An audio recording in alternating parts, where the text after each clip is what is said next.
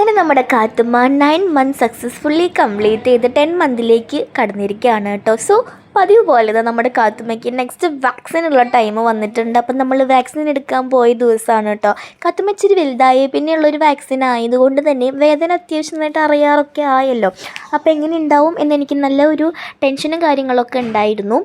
ഇന്ന് 3 ഉണ്ട് കേട്ടോ. 2 കയ്യിലും അതേപോലെ തന്നെ തൊടയിലുമായിട്ട് 3 ഉണ്ട്. 2 ദിവസം നമുക്ക് പാരസെറ്റമോളൊക്കെ കൊടുക്കണം.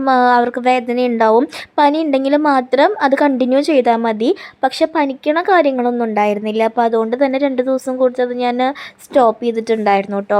ഫസ്റ്റ് തന്നെ എന്തോ ഒരു വിറ്റമിൻ്റെ എന്തോ ഒരു മരുന്നാണ് കൊടുത്തത്. അത് കൊടുത്തത് പുള്ളിക്കാരന് തീരെ ഇഷ്ടപ്പെട്ടില്ല. അപ്പോൾ തന്നെ നല്ല രീതിയിൽ കരഞ്ഞു പൊളിച്ചിട്ടുണ്ടായിരുന്നു.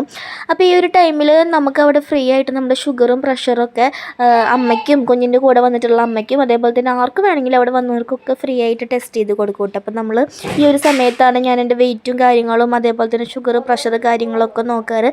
എല്ലാം നോർമലായിരുന്നു. ഒരു ഹാപ്പി ആയിട്ടുള്ള കാര്യം എന്താണെന്ന് വെച്ചാൽ ഞാനിങ്ങനെ വെയിറ്റ് കുറഞ്ഞ് വരികയാണ് കേട്ടോ.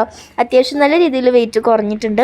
വാക്സിൻ എടുത്തു. നല്ലതുപോലെ കരഞ്ഞ് പൊളിച്ച് ഒരു അലമ്പൊക്കെ കഴിഞ്ഞതാ. ആ പരിപാടിയൊക്കെ കഴിഞ്ഞതാ നമ്മൾ വേഗം വീട്ടിലേക്ക് പോവുകയാണ്. അപ്പോൾ അത്രയേ ഉള്ളൂ. ബൈ.